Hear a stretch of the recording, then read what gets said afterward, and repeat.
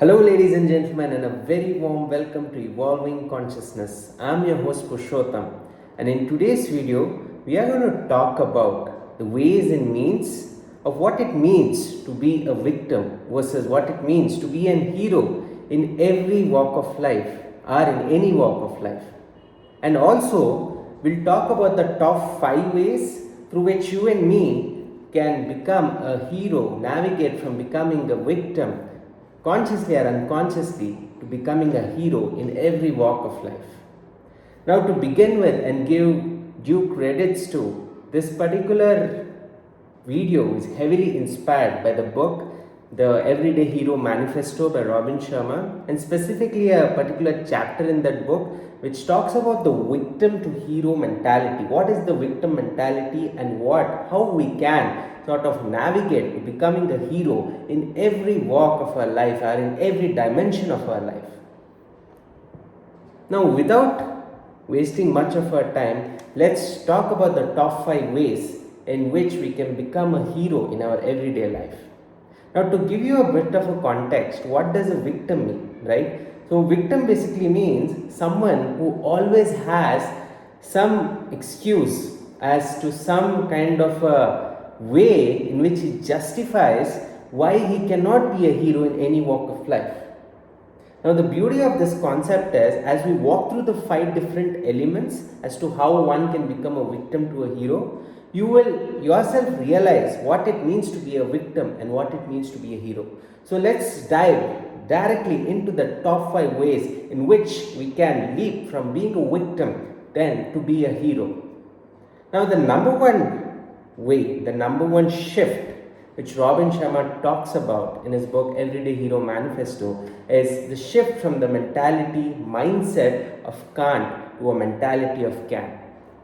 Now, Henry Ford put it so well. He said, whether you say you can't or whether you say you can, you are right. Essentially, what he was trying to bring about, the point he was trying to drive is, our beliefs create our reality. Whether you think that you can do something or you think you can't do something, either ways you are right. If you think a task is very difficult or a task is very easy, no matter what the subjective reality of that particular task could be, your belief is going to sort of strengthen that possibility. Hence, it's said that your thoughts don't become your reality, your beliefs become your personal reality. And Dr. Joe Dispenza puts it so well. He says, if you want to change your personal reality, you need to change your personality. Now, this is a very deep concept which was told extremely casually by Joe Dispenza when he said you need to change your personality if you need to change your personal reality. Because let's understand, the world, the results which we get is just a reflection of our consciousness, no matter in any dimension of our life. Now, coming back to the shift of mindset from Kant to Can, victims are master in telling they can't do something. They are masters in always having reasons as to why they can't do something.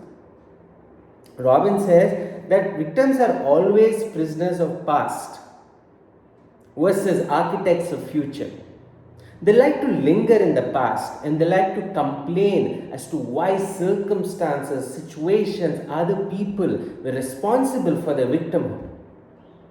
But what they fail to understand and acknowledge is this very basic point, that only 10% of what happens in our life is decided by our environment, the conditions, the people around us. Whereas 90% of the things which happen with us depends on the response to those situations. Now, the tragedy is most people feel justified in having a negative response to a negative situation. Now, this is the hallmark quality of a victim, that he feels so much in ease when he blames other people. Now, Robin says that when you always are in this possibility of Kant, when you are always having this mental vocabulary of Kant, this is what's going to happen in your life. You are always not going to be able to do something. And he says words are very powerful. What is the internal dialogue which constantly is happening in your mind? What are the excuses which you're giving to yourself as to why you can't do something? In our Indian culture, there's always this saying that whatever you say, the gods are always witnessing your thoughts and words, and they say tatastu. Tatastu means so be it. Meaning, whatever you're constantly telling yourself at a conscious or a subconscious level, that becomes your reality sooner or later. Now, this is something we never pay attention to. What are the words I'm using in my own consciousness? We give a lot of attention to the interactions we have at an outer level, but we seldom give attention to the kind of self-talk we indulge in. What is the kind of thoughts I'm creating? What are the kinds of words I'm telling to myself? Now, interestingly, self-talk is so important because that sort of lays the foundation for the relationship you have with yourself. So next time you catch yourself thinking something which doesn't serve you on a long-term basis, immediately stop the chain of thought. Because let's understand how thinking works. One negative thought is followed by a train of negative thoughts, and unless you sever those chain of negative thinking, this is going to take you and consume you, and you will probably not even realize how soon you become a victim versus a hero. Now, I know this is easier said than done, but like all good things in life, change is always hard at first, messy in the middle, and gorgeous in the end. Now, let's go to the second point. Now, the second leap, the second point which is emphasizing is telling to shift from making excuses to taking actions. Now, the hallmark quality of victims is they shirk from absolute personal responsibility. They always have people, the world, even God to blame, right? They always have someone else to blame for their own circumstances. They always have someone else to throw the responsibility of the kind of situations they are currently in. But the people who are the high quality titans, people who are heroes in any walk of life, they take absolute personal responsibility. They always have this unique sense of understanding that whatever happens in my life, I am responsible for it. But victims always have reasons to shirk from responsibilities. They run away from problems. Now, interestingly, the people who run away from problems, who are experts in running away, problems run after them. They think that if they run away from the situation, they are going to be in a much comfortable situation. But life and cosmic intelligence is so superior and so wise and just that if they are having this kind of a mindset, problems chase them throughout their life until they realize the sole lesson they had to learn. They had to sort of understand as to what life was teaching them. Now, it's always important to assume personal responsibility, and the immediate benefit which we derive from taking personal responsibility is that we feel a sense of power, we feel a sense of empowerment. Just repeat this thought in your mind as you watch this video and say to yourself that from today, from this very moment, I am going to take absolute personal responsibility for everything which happens in my life. Now, the moment you say this, your mind will come up with countless resistances. The mind will say, no, this is not possible. This is mere philosophy. This is not practical. This is the mind's way of defending its own victim identity, its own victim narratives. But you need to ask yourself and really be authentic and honest to yourself as to whether this shirking away from personal responsibility has served you in the long term. Because if you're going to always run away from problems because you feel those make you uncomfortable, that is a very unsafe place to be in. Because you cannot escape from things for a long time. Sooner or later, you need to smell the coffee. You need to face reality as it is. Now, coming to the third point. of how we can move from a victim to a hero identity. He says, shift from living in the past to making a brighter future. Now, this is a no brainer, right? Everybody talks about not living in the past. But one thing we need to understand as to why people resist living in the now and why people choose to become a prisoner of the past rather than the architect of the future. Because there is a certain sense of pleasure from victimhood. Now, you might be perplexed and sort of baffled as to what did I just say? How can being a victim be pleasurable, right? But what if I told you that there are countless people in this planet who derive a sense of pleasure when people give them a lot of sympathy? Sympathy makes them feel good. And Robin says the people who are sympathy seekers, they are someone who are always going to stay in the past. They are always going to have resentments.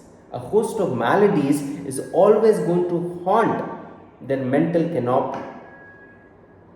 And it says that the people who are always stuck in the past, future doesn't exist for these people. Dreams remain dreams for these people.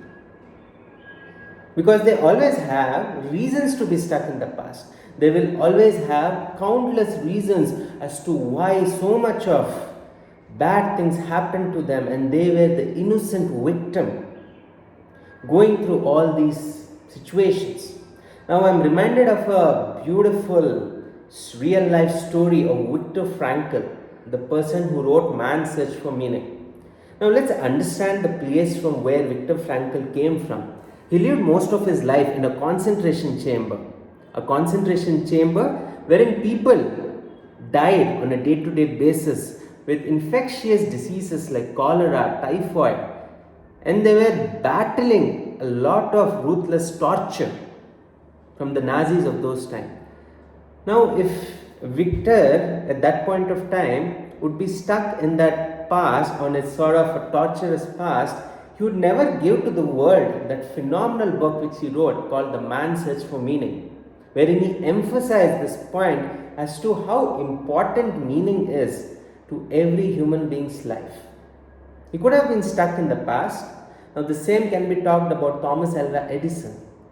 Now when Thomas Alva Edison's lifetime's work was burning in front of his eyes, couple of days later, a couple of months later, he could have sort of resented bringing that particular memory back to back, and he could have told himself that I worked so hard on those inventions and everything burned up. But instead, he didn't choose to use that mental narrative. Instead, at the very same day, he told his son that, son, this is so beautiful, this is such a glorious opportunity for you and me. He told him, all the mistakes which we had done are now burned, and tomorrow it gives us a fresh opportunity to start fresh. So start fresh with armed with the knowledge that we already have done a lot of mistakes, and now we are armed with the knowledge of that particular event, and now we are in a better position to execute better, to make more groundbreaking inventions, to discover more groundbreaking inventions. Now, such is the mentality of titans, leaders, and heroes. So, the next time you sort of catch yourself in being in the past, immediately bring your attention to the present moment and see how you can be the architect of your glorious future.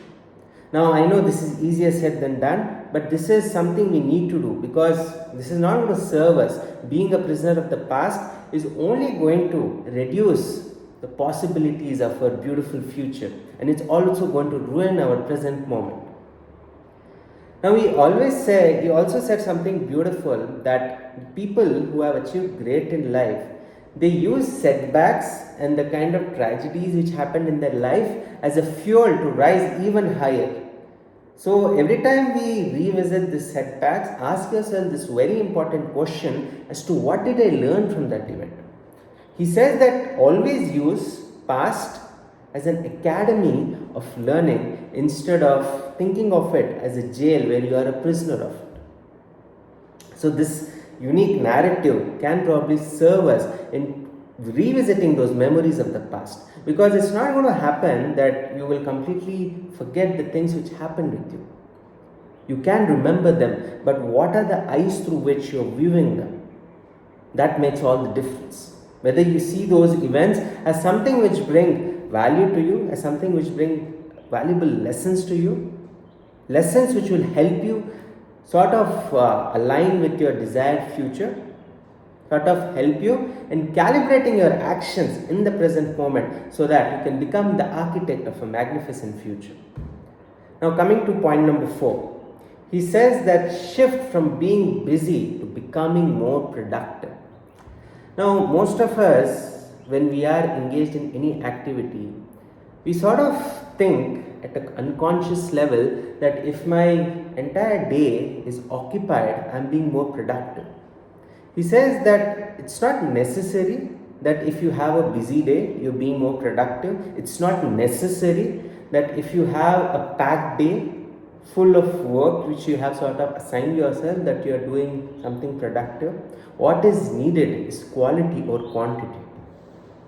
You might sort of superficially occupy yourself with things which make you feel that you're busy.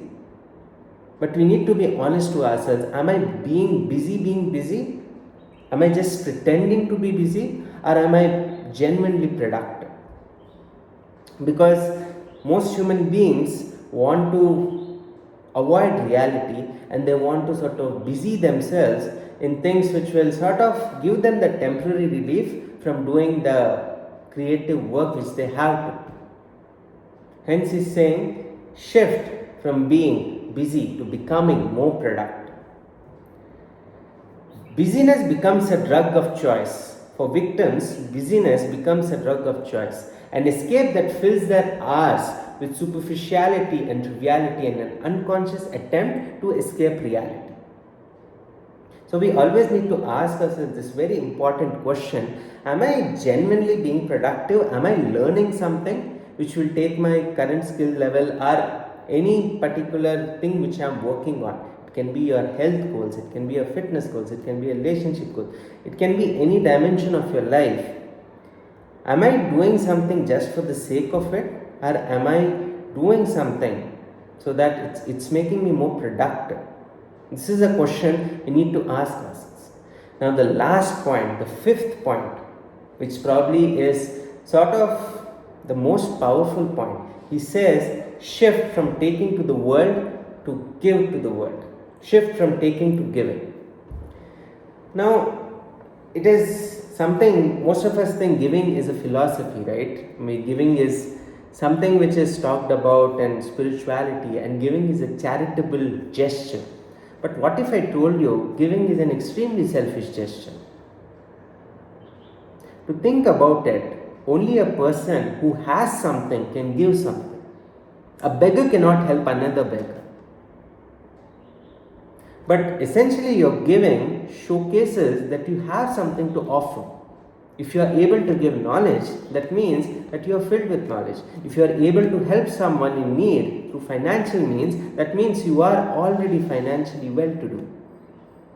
And it also brings about the subconscious narrative, or sort of creates a positive self-image about yourself, that you are a person of value, you are a person worthy. And one very important dimension which Robin talked about in this entire shift from victim to hero is most of us are so petrified with various levels of fear. Fear of failure, fear of not being good enough, fear of not being worthy. He says this is the number one reason people stay in victimhood. And he says that there cannot be a bigger lie than this particular aspect, because there are no extra people in this planet. Every human being has a unique purpose, no matter how insignificant it might look at a superficial level. Every person has a unique purpose. You need not be a CEO or a legend to function at a hero level in life. You can be a person, extremely ordinary person from any walk of life, but yet you can operate through this hero mindset. Because this will not only empower you, but you will also serve as an inspiration for people around you. And people will see you and say, if this person can do it, why can't I? Thank you so much for your time on my video. I hope these 5 cellular points which Robin talked about of sort of helping us from moving from a victim to a hero helps you and serves you in making this very important leap. And let's understand one very rudimentary aspect. The more you try to become a hero, it's not going to be easy. It's going to be very painful to begin with. But one thing we need to acknowledge and understand, not everything which is easy is the good thing to do. Society celebrates easy, but we need to understand easy will never help you do something of value. When things get tough, they bring out the best in you. I always like to give this example. When you squeeze an orange, the juice within it comes out. Essentially, when life is having these topsy-turvy equations in them, that is the opportunity for you to sort of work on yourself and bring about what is deeply buried within you outside. Hope my video was of value to you. If you really enjoyed the video, don't forget to like, share, and also give me your valuable feedback as to what you loved about today's video. I am open to constructive criticism, and I really would like you to share this content as much as possible, because what you share will eventually help you in your own journey of transitioning from being a victim to a hero. Thank you so much for your time on my video, and I'll meet you in the next video. Bye.